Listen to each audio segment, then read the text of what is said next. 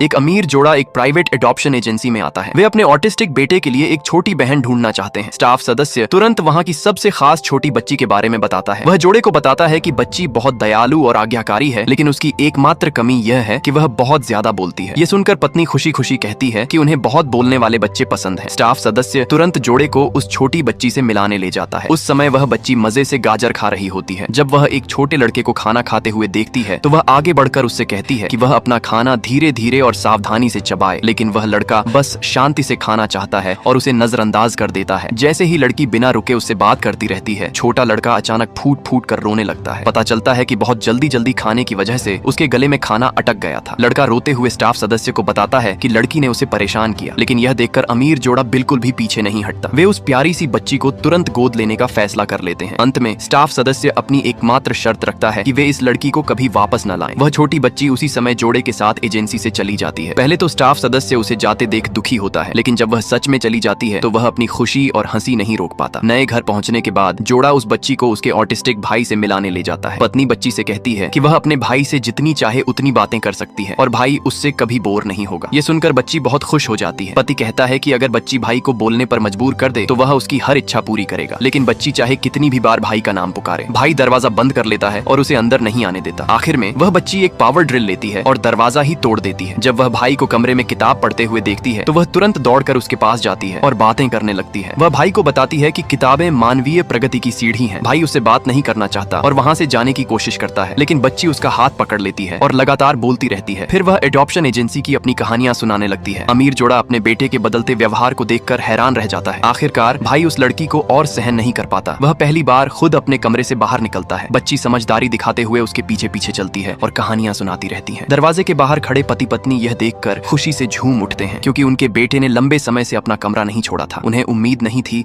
कि यह लड़की आते ही उनके बेटे के स्वभाव में इतना बड़ा बदलाव ले आएगी। अगले दिन वे बच्ची को ढेर सारे उपहार देते हैं। उपहार देखकर बच्ची बेहद खुश हो जाती है। वह जल्दी से सारे गिफ्ट्स को गले लगाती है और भाई के कमरे में जाकर अपनी खुशी साझा करती है।